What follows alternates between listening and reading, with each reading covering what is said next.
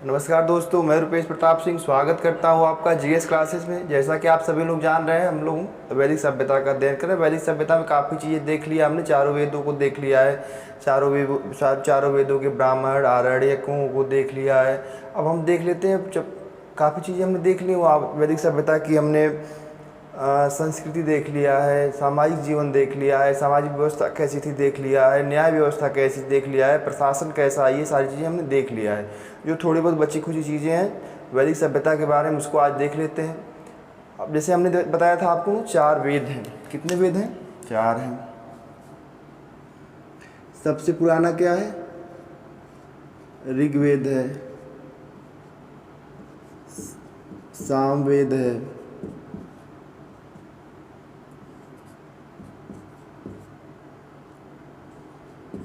यजुर्वेद है और अथर्ववेद है।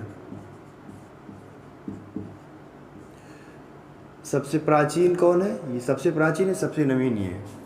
अब हम बता देते हैं आपको इन वेदों के उपवेद कौन कौन से हैं।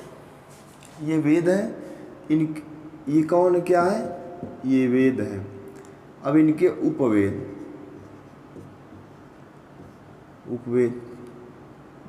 ऋग्वेद का उपवेद क्या है? आयुर्वेद। ऋग्वेद का उपवेद क्या है? आयुर्वेद। आयुर्वेद जानते हैं आप लोग ना? ऋग्वेद का उपवेद है आयुर्वेद। सामवेद का क्या है? गंधर्ववेद। क्या है? अच्छा, गंधर्ववेद समझते हैं? गंधर्वों का काम क्या होता था? हमारी मतलब मान्यताओं के अनुसार गंधर्वों का काम क्या था? नाच गाना समझते हैं ना? मतलब म्यूजिक, संगीत से संबंधित काम ये करते थे स्वर्गलोक में। तो ऐसे हम याद कर सकते हैं। गंधर्ववेद किससे संबंधित है? सामवेद में किसका वर्णन है? संगीत का वर्णन है। ऋग्वेद सबसे प्राचीन वेद है, ये आपको पता ही है। यजुर्वेद में क्या है? इसका उपवेद कौन सा है? धनुर्वेद है। इसका क्या है? शिल्पवेद है। इसका क्या है? शिल्पवेद है। ये चारों वेद हैं, चारों वेदों के उपवेद हैं। इतनी समझ में आई बात? अच्छा, वेदों के अंग देख लेते हैं। वेदांग।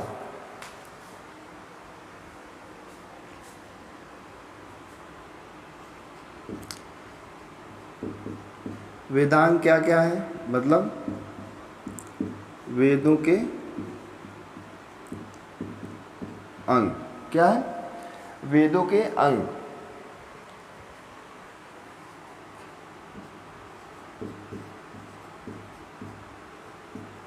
शिक्षा को क्या कहते हैं?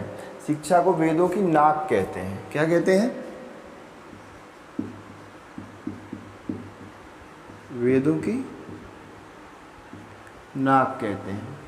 कल्प को क्या कहते हैं? वेदों का हाथ। दिख तो रहा है ना? कल्प को क्या कहते हैं? वेदों का हाथ। व्याकरण को क्या कहते हैं? वेदों का मुख।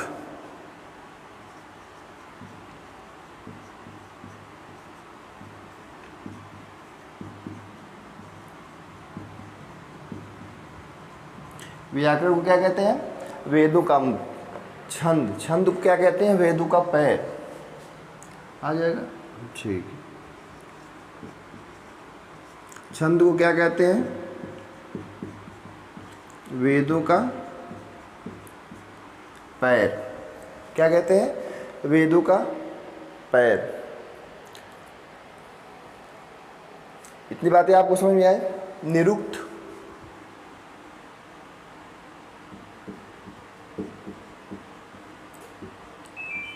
निरुक्त क्या है? निरुक्त है ज्योतिष। निरुक्त को क्या कहते हैं? वेदों का कान।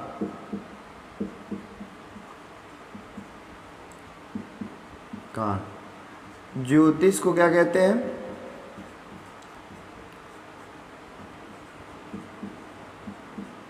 वेदों की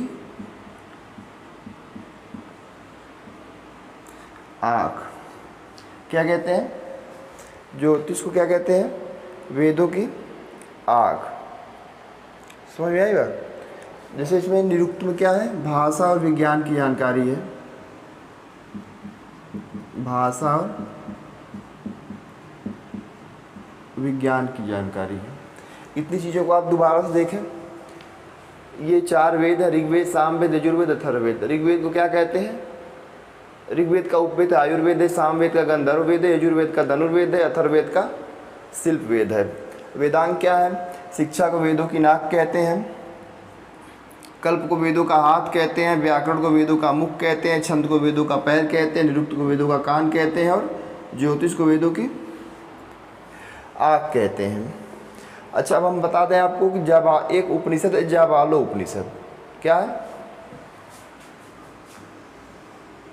सीधे सीधे प्रश्न पूछा जाता है कि जाबालो उपनिषद, ये नाम आप याद रखेंगे क्योंकि आप पे सीधे पूछा जाता है ना कि कहाँ किस उपनिषद में चारों आश्रम व्यवस्थाओं का वर्णन है। क्या है, चारों आश्रम व्यवस्थाओं का,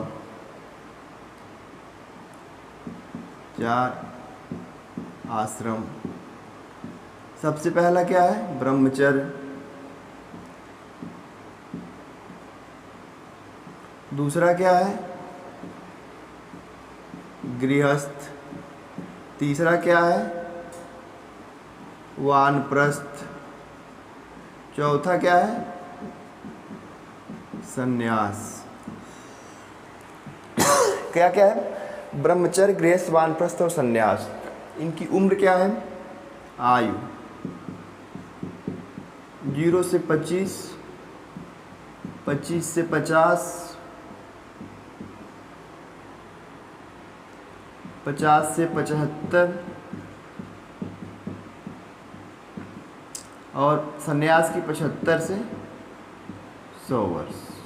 मतलब वैदिक काल में एक औसत मनुष्य की औसत आयु 100 वर्ष मानी जाती थी। इन 100 वर्षों में पहला जो 25 वर्ष होता था उसको ब्रह्मचर्य आश्रम कहते थे, दूसरा गृहस्थ आश्रम, तीसरा वानप्रस्थ आश्रम, चौथा सन्यास आश्रम। इतनी बात समझ में आई आपको। ये क्या है, ये 4 आश्रम हैं वेदों के अनुसार। अब हम आपको बता दें, पुरुष ज़्यादा कुछ बचा नहीं है वैदिक सभ्यता में, समझ रहे हैं। अब हम पुरुष सब समझते हैं आप, पुरुष जगह है यहाँ,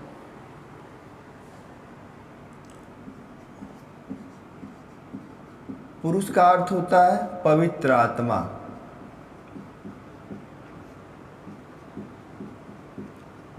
पवित्र आत्मा, पुरुष का अर्थ क्या होता है, पवित्र आत्मा। यानी कि अगर आप पुरुष हैं तो इस सृष्टि में, इस समाज में नैतिकता को बनाए रखने का सर्वोत्तम जिम्मेदारी किसकी है, आपकी है, पुरुष की है। समझ रहे हैं।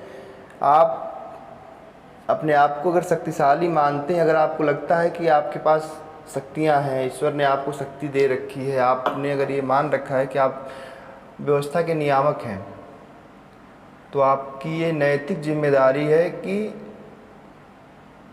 आप इस समाज में, इस संसार में एक आदर्श प्रस्तुत करें। समझ रही है, समझ में आ रही है बात। क्योंकि पुरुष का अर्थ ही होता है पवित्र आत्मा। नाम अगर आपको वास्तव में पुरुष, मतलब आप कहते हैं, आप ये मानते हैं कि आप पुरुष हैं, तो आपकी सबसे पहली जिम्मेदारी यह है कि आप अपनी आत्मा को पवित्र रखें और कोई भी अनैतिक कार्य में अपने आप को संलिप्त न करें, जिससे कि क्या हो, समाज में कुछ भी ऐसी चीज़ें फैलें जो ठीक न हो, जिससे सामाजिक व्यवस्था पर कोई दुष्प्रभाव पड़ता हो। यह आपकी जिम्मेदारी है। पुरुष से ही एक शब्द बना है पुरुषार्थ। पुरुष से ही एक शब्द बना है पुरुषार्थ। पुरुषार्थ जो आदर्श आप प्रस्तुत करते हैं समाज के सामने एक पवित्र आत्मा के तौर पर, एक पुरुष के तौर पर, वही क्या है, पुरुषार्थ है। क्या है, समझ में आई बात।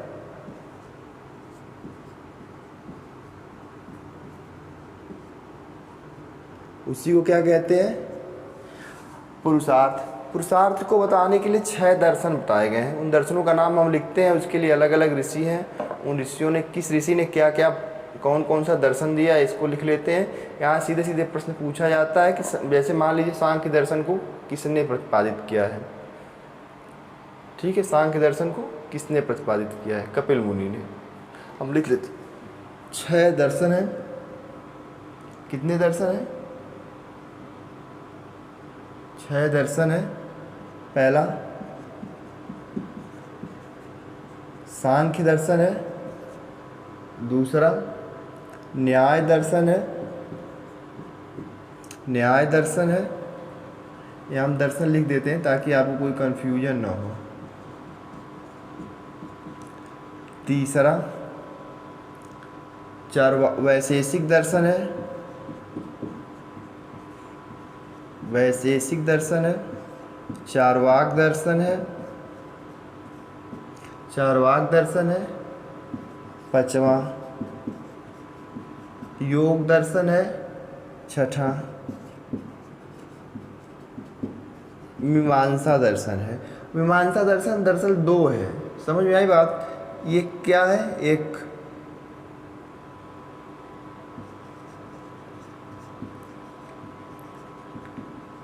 पूर्व मीमांसा है और दूसरा क्या है? उत्तर मीमांसा है।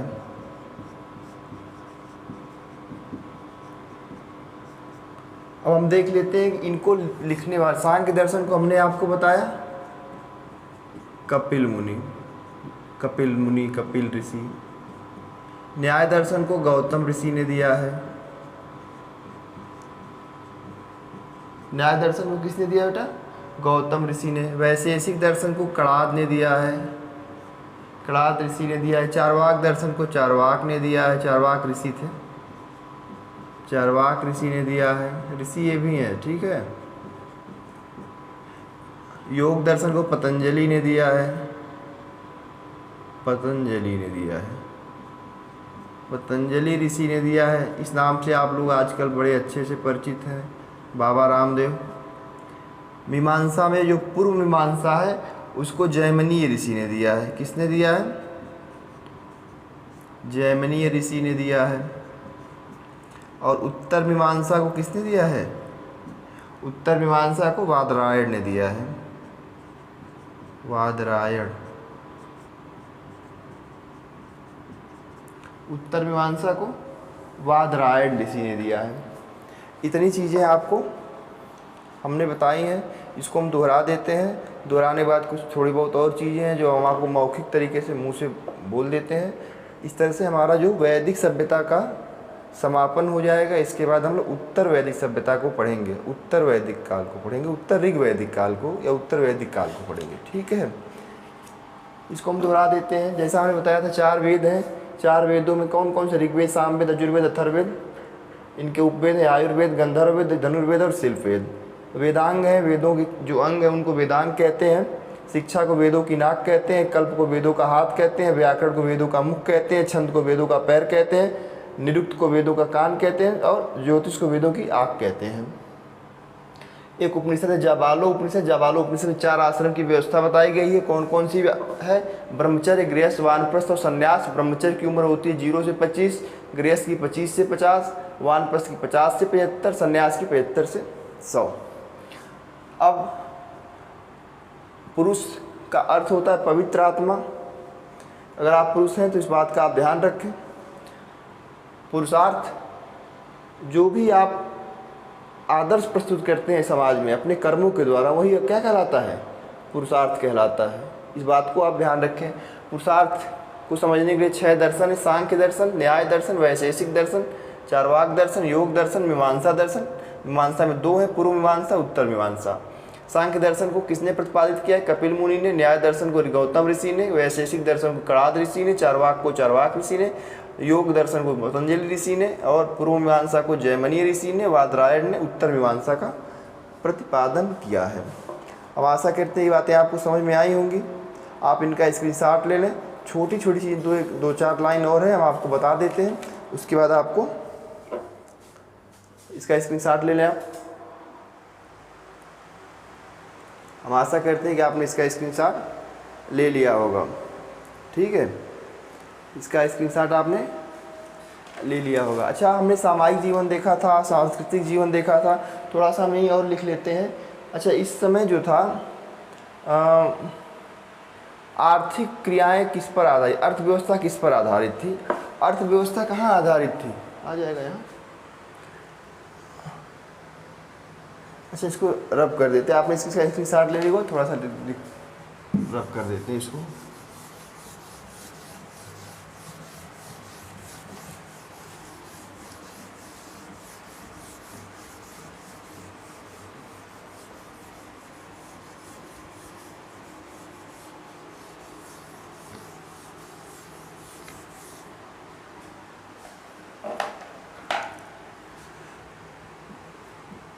वैदिक सभ्यता में अर्थव्यवस्था किस पर आधारित थी?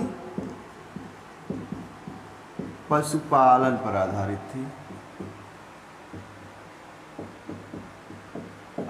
थी, प्रमुख पशु कौन सा था? गाय थी। गायों की संख्या के आधार पर ही किसी व्यक्ति की संख्या के आधार पर ही व्यक्ति की हैसियत का आकलन किया जाता था। सबसे अधिक चोरी किसकी होती थी? सर्वाधिक चोरी किसकी होती थी? गायों की। गायों को क्या कहते थे? गविष्ठ कहते थे। और क्या कहते थे? अघन्या कहते थे। अघन्या का अर्थ होता है हत्या न किए जाने योग्य, हत्या न किए जाने योग्य। एक व्यक्ति की जान की कीमत कितनी होती थी? 100 गायों के बराबर। एक व्यक्ति के प्राण की कीमत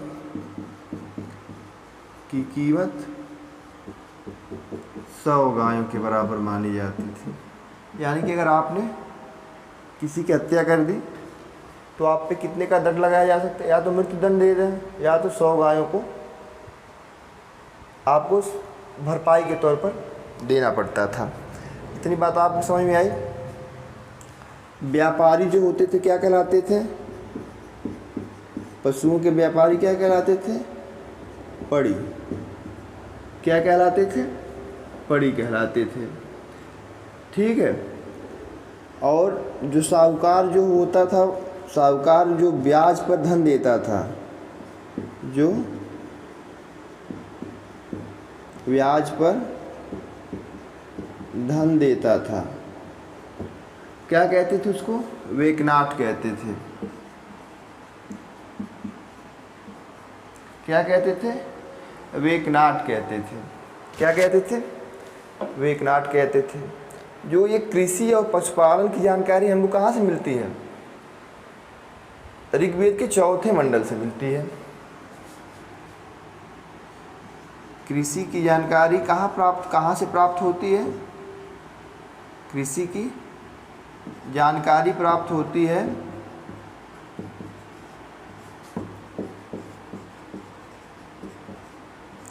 ऋग्वेद के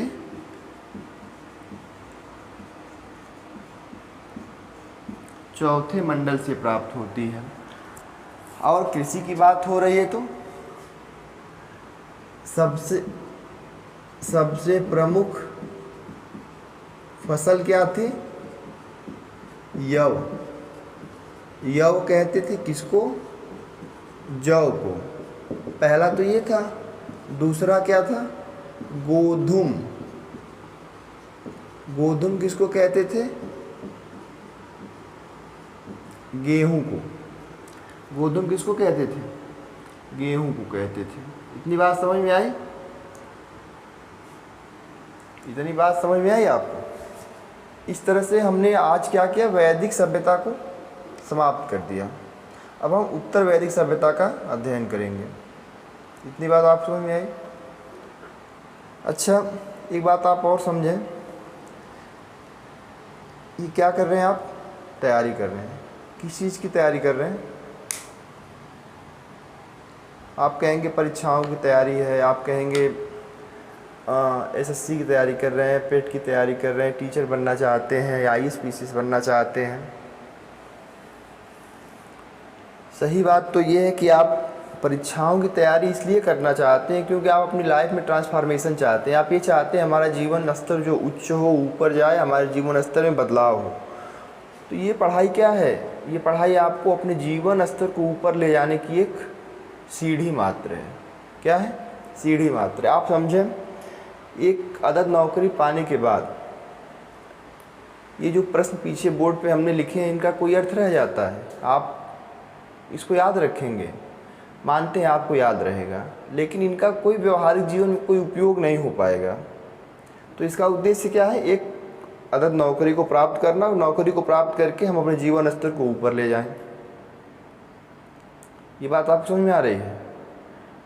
आप अगर इस जीवन स्तर को ऊपर ले जाने का प्रयास कर रहे हैं तो आप, पता ही आपने कुछ वादे खुद से किए हैं, कुछ वादे अपने परिवार में किए हैं, अपने माँ बाप को किए हैं, कुछ हो सकता है आपने दोस्त मित्र भाइयों बहनों किसी को भी किया हो आपने।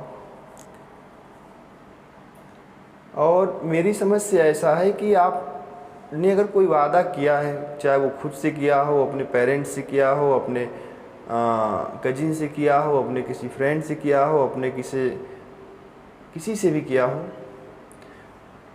तो आप उसे पूरा करने का पूरा प्रयास करना चाहिए। जितना आप कर सकते हैं, कम से कम प्रयास तो निश्चित तौर पर पूरे मनोयोग से होना चाहिए। आपने अपने जीवन में किसी से कोई वादा किया हो तो आपको उससे पूरा करने के लिए पूरे मनोयोग से प्रयास करने चाहिए।